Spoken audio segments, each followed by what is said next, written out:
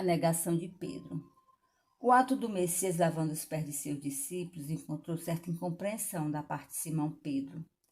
O velho pescador não concordava com semelhante ato de extrema submissão, e chegada a sua vez obtemperou resoluto. Nunca me lavareis os pés, mestre. Meus companheiros estão sendo ingratos e duros neste instante, deixando-vos praticar esse gesto como se fosseis um escravo vulgar. Em seguida essas palavras lançou à Assembleia um olhar de reprovação e desprezo, enquanto Jesus lhe respondia: Simão, não queiras ser melhor que os teus irmãos de apostolado, em nenhuma circunstância da vida. Em verdade, assevero-te que sem o meu auxílio não participarás com meu espírito das alegrias supremas da redenção. O antigo pescador de Cafarnaum aquietou-se um pouco, fazendo calar a voz de sua generosidade quase infantil. Terminada a lição e retomando seu lugar à mesa, o mestre parecia meditar gravemente. Logo após, todavia, dando a entender que sua visão espiritual devassava os acontecimentos do futuro, sentenciou: Aproxima-se a hora do meu derradeiro testemunho. Sei por antecipação que todos vós estareis dispersados nesse instante supremo.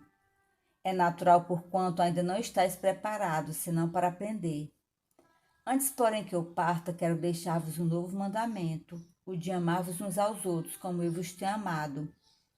Que sejais conhecidos como meus discípulos, não pela superioridade no mundo, pela demonstração de poderes espirituais ou pelas vestes que envergueis na vida, mas pela revelação do amor com que vos amo, pela humildade que deverá ornar as vossas almas, pela boa disposição no sacrifício próprio.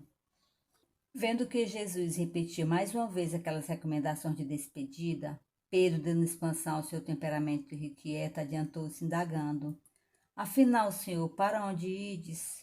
O mestre lançou um olhar sereno, fazendo-lhe sentir o interesse que lhe causava a sua curiosidade, e redarguiu: Ainda não te encontras preparado para seguir-me. O testemunho é de sacrifício e de extrema abnegação, e somente mais tarde entrarás na posse da fortaleza indispensável. Simão, no entanto, desejando provar por palavras aos companheiros o valor da sua dedicação, acrescentou com certa ênfase, no propósito de se impor a confiança do Messias: Não posso seguir-vos? Acaso, mestre, podereis duvidar de minha coragem? Então não sou um homem? Por vós darei a minha própria vida. O Cristo sorriu e ponderou: Pedro, a tua inquietação se faz credora de novos ensinamentos. A experiência te ensinará melhores conclusões, porque em verdade te afirmo que esta noite o galo não cantará sem que me tenhas negado por 3 vezes. Julgais-me então o espírito mal endurecido a esse ponto? Indagou o pescador, sentindo-se ofendido. Não, Pedro, adiantou o mestre com doçura. Não te suponho ingrato ou indiferente aos meus ensinos, mas vais aprender ainda hoje que o homem do mundo é mais frágil do que perverso. Pedro não quis acreditar nas afirmações do Messias e tão logo se verificar a sua prisão, no pressuposto de demonstrar o seu desassombro e boa disposição para a defesa do evangelho do reino, atacou com a espada um dos servos do sumo sacerdote de Jerusalém, compelindo o mestre a mais severas observações. Consoante as afirmativas de Jesus, o colégio dos apóstolos se dispersara naquele momento de supremas resoluções. A humildade com que o Cristo se entregava desapontara alguns deles que não conseguiam compreender a transcendência daquele reino de Deus, sublimado e distante. Pedro e João, observando que a detenção do mestre pelos emissários do templo era fato consumado, combinaram entre si acompanhar de longe o grupo que se afastava, conduzindo o Messias. Debalde procurar os demais companheiros que, receosos da perseguição, haviam debandado. Ambos, no entanto, desejavam prestar a Jesus o auxílio necessário. Quem sabe poderiam encontrar um recurso de salvá-lo? Era misto e certificasse de todas as ocorrências. Mobilizariam suas humildes relações em Jerusalém a favor do mestre querido. Compreendia a extensão do perigo e as ameaças que lhes pesavam sobre a fronte. De instante a instante eram surpreendidos por homens do povo que, em palestra de caminho, acusavam a Jesus de feiticeiro e herético. A noite caíra sobre a cidade.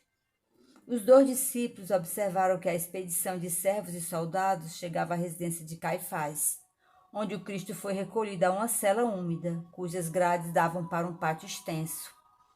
O prisioneiro fora trancafiado por entre zombarias e impropérios. Ao grupo reduzido juntava-se agora a massa popular. Então, em pleno alvoroço festivo, nas comemorações da Páscoa, o pátio amplo foi invadido por um aluvião de pessoas alegres. Pedro e João compreenderam que as autoridades do templo imprimiam caráter popular ao movimento de perseguição ao Messias, vingando-se de sua vitória na entrada triunfal em Jerusalém, como uma nova esperança para o coração dos desalentados e oprimidos. Depois de ligeiro entendimento, o filho de Zebedeu voltou a Betânia, a fim de colocar a mãe de Jesus ao corrente dos fatos, enquanto Pedro se misturava à aglomeração de maneira a observar em que poderia ser útil ao Messias.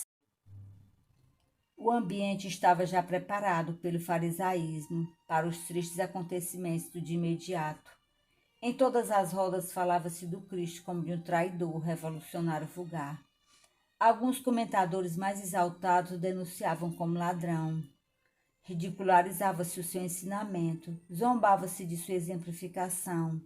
E não faltavam os que diziam em voz alta que o profeta Nazareno havia chegado à cidade chefiando um bando de salteadores.